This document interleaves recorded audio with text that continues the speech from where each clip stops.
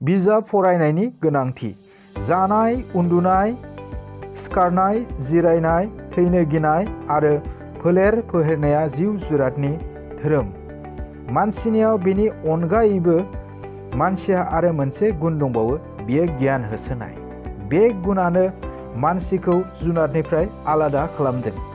गियान होसोनायनि बायदि राहा दं, बेनि मादाव बिजाब फरायनायानो गाहाय आरो गोरलै। गियान मोननायनि बेनिख्रुइ गोरलैसिन लामा आरो गुबुन मोनसे गैलिया। गेदेमा सानसुमाफोरनि सिन्था खालामनानै मोननाया बिजाबनि बिलाइयाव थुबुर जानानै थायो। बे बिजाबखौ फरायनानै जों बेयाव थानाय गियानफोरखौ मोननो हायो। नुयैखौ नुनो मोननाय, मिथियैखौ मिथिनो लुबैनाया मानसिनि जोनोम आखु। नाथाय नुयैखौ नायनाय, थाङै जायगायाव थांनाय, मिथियै बाथ्राखौ मिथिनाया बयनिबो थाखाय गोरलै नङा। गुबुन गुबुन हादरनि फोरमायथि, दावबायनायनि खौरां, बिगियानगिरिफोरनि गोमोथाव दिहुनथायफोरनि सोमोन्दै लिरनायफोर फरायनानै जों जोंनि बाख्रिखौ सुफुंनो हागौ। सानस्रिनि बिजाबनिफ्राय सोरजिनि सोमोन्थाइ, बिगियाननि बिजाबनिफ्राय मुलुगनि खौरां आरो गोसो बिगियाननि बिजाबनिफ्राय जों सुबुंनि बायदि थाइजा फिनथाइजानि सोमोन्दै गोबां मिथियै बाथ्रा मिथिनो हागौ। बबेखानि जों बिजाबखौ गियाननि थाखायल' फराया, रंजानायनि थाखायबो फरायो। बिजाब फरायनानै मोननाय रंजाथाइ बायदि रंजाथाइ गुबुन जेनिफ्रायबो मोननाय जाया। शास्त्रगिरिफ्रा बिजाब फरायनानै रंजाथाइखौ गसाइजों नुजानानै मोननाय रंजाथाइजों रुजुदों। माखासे बिजाबखौ जों गियान मोननो फरायो आरो माखासेखौ फरायो रंजानो थाखाय। नाथाय मोननैबो गावजों गाव सोमोन्दो गोनां। गियान बुथुमनानैबो रंजानाय मोननो हायो। थुनफावथाय, जारिमिन, सल' बायदि बायदिनि बिजाबखौ जों रंजानाय मोननो थाखाय फरायो। नाथाय बेफोराव रिफिखांनाय माहारि जिउ, महर मोननाय सुबुं आखल आरो बेफोरनि सिङाव थानाय सोदोबा जोंजों जाय गियानखौ होयो, बेबादि गियानखौ बोसोन शास्त्रआबो होनो हाया। बेनि अनगायैबो गावनि हादर आरो गुबुन हादरनि थुनलाइ लिरगिरिफोरनि लिरनायजों सिनायलायनायाबो गियानानो। बेनि हेफाजाबजों गुवार गोसोआ जायो। भारतनि मानसि जानानै रामायण, महाभारत, पुराण, उपनिषदनि जेबो खौरांखौ जों मिथियाब्ला जोबोद लाजिनांथाव आरो दुखु मोनथाव बाथ्रा जागोन। सोलोंथाइ गोनां मानसिनि थाखाय बुहुमनि गुबुन गुबुन रावनि सलन्थाइ गांफा गांनैनि सोमोन्दै जेबो मिथिथारियाबो लाजिनांथाव बाथ्रा। जारिमिन, जिउखौरां, बिगियाननि बायदिखौ जों गियान बुथुमनो फरायो। नाथाय बेफोरखौ जोंनो रंजाथाइ होयो। धोरोम, राजखान्थि, बिगियान बायदि बिथिंनि गेदेमा सानसुमाफोरनि भान्दारिफ्रा जेरै गियाननि बाख्रि, बिथांमोननि गेदेमा सानसुमाफोरनि भान्दारिफ्रा जेरै गियाननि बाख्रि, बिथांमोननि जिउआबो थुलुंगानि फुंखा। बिथांमोननि सोमोन्दै लिरनाय बिजाबफ्रा बायदि समाव बायदि मानसिखौ बायदि रोखोमै थुलुंगाखांहोयो। बिजाब फरायनायनि आरोबाव रोखोमसे हामजाथि दंबावो। बिजाबा गाहाम लोगोबो। जोंहा जेब्ला एखुथा थायो नाथाय लोगो थाया, अब्ला जों माबाफोर बिजाब, सान, लाइसि एबा खौरां बिलाइ फरायनानै सम थांहोनो हायो। बिजाबा जेब्ला लोगो बायदि, बियो मानसिनि सायाव गोहोम खोख्लैयो। थार लोगोनि गोहोमा मानसिखौ जेरै थार लामाजों दैदेनो, गोथार बिजाबा बेबायदिनो मानसिखौ गोथार हाबा मावनो थुलुंगा होयो। बेबादिनो गाज्रि बिजाब फरायनाया मानसिनि जोबोद खहा खालामनो हागौ।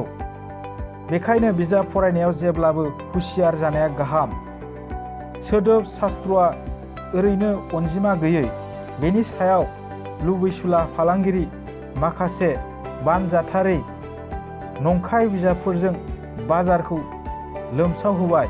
बिनि थाखायनो बे बिथिङाव हुसियार जानानै सायख' बासिख' खालामनानै बिजाब फरायाब्ला मोजाङानो गाज्रिबो जागारनो हागौ।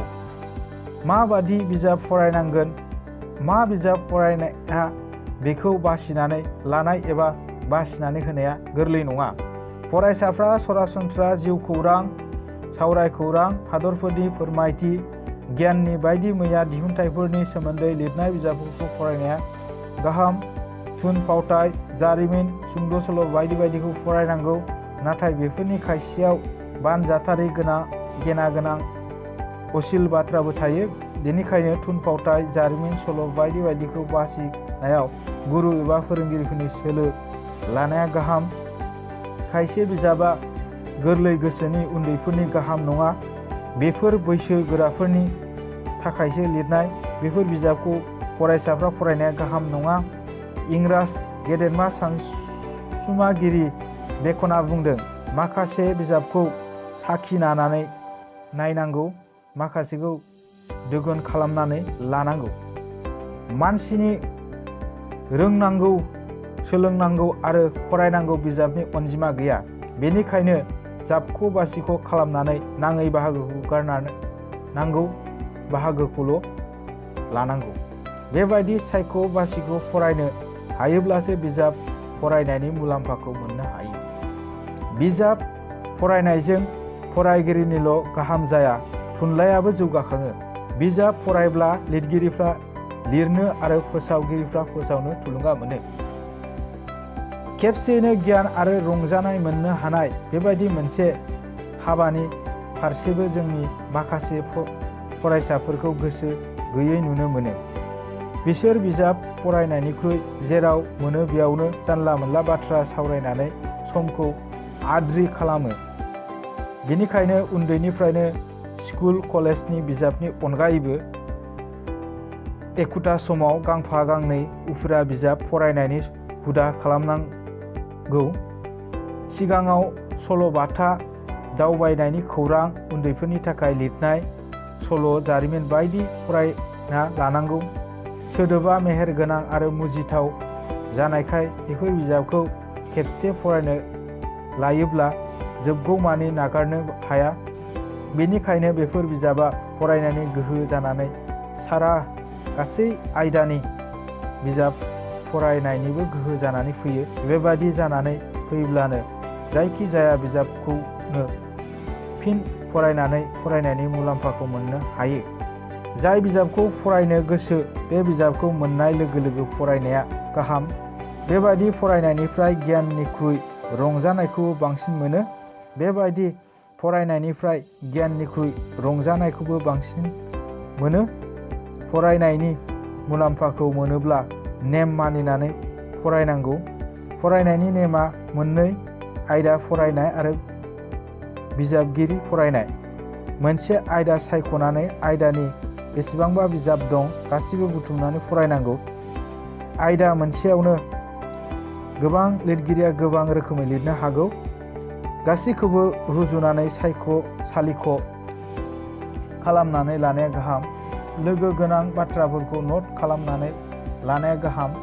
नैथि नेमा जादों सिगाङाव माखासे बिजाबगिरि बासिनानै लानांगौ आरो सोर बिजाबगिरिनि बिजाबखौ बेसेबां सम नांगोन बेखौ आन्दाज खालामनानै थि खालामनानै लानांगौ। बेनि उनाव फारि फारियै साफा लिरगिरिनि जेसेबां बिजाब दं नायगिरनानै लानानै फरायनांगौ। सासे लिरगिरियानो गोबां आयदानि बिजाब लिरनो हागौ। बेफोर गासैखौबो फरायनानै बबे आयदायाव बिथिङाव जेसेबां जाफुंदों, बबे बाथ्राखौ जों बादिया बोरै लिरगौमोन, गुबुन सोरबाया लिरदोंब्ला बिथाङा बोरै लिरदों, लिरगिरिया बाथ्राफोरखौ बबेनिफ्राय बुथुमदों, बिथांनि लिरनायनि थांखिया मा, बायदि बायदिखौ बिजिरनांगौ। बेबादि फरायनायजों बिजाबगिरिखौ बिजाबगिरि महरै थारै मिन्थिनो हायो। गोजौ थाखोनि फरायसानि थाखाय बेबायदि फरायनाया जोबोद गाहाम। एसेल' सम आरो एसेल' खरसाव बायदि रोखोमनि गियान मोननायनि गोरलै राहाया जादों खौरां बिलाइ फरायनाय आरो सानलाइसिफोर फरायनायफोरनि हेफाजाबजों बोहैथि माहारि आरो बोहैथि थुनलाइनि सोमोन्दै मिथिबाय थानो हायो।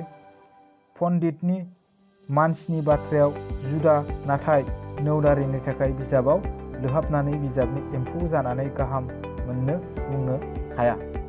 बाराद्राय फरायनायजों गावनि हानाय गोहोआ गोमालांनो हागौ। बाराद्राय फरायनाया मानसिखौ सानबाय थानोल' मोजां मोनग्रा आरो मोगथांनि बेरेखा खालामनो हागौ। थारै बुंनो थाङोब्ला जिउआव गियानजों हाबाजों गोरोबलायनांगौ। फरायनानै मोननाय गियानखौ हाबायाव नांहोनो हायाब्ला फरायनानै मा जानो?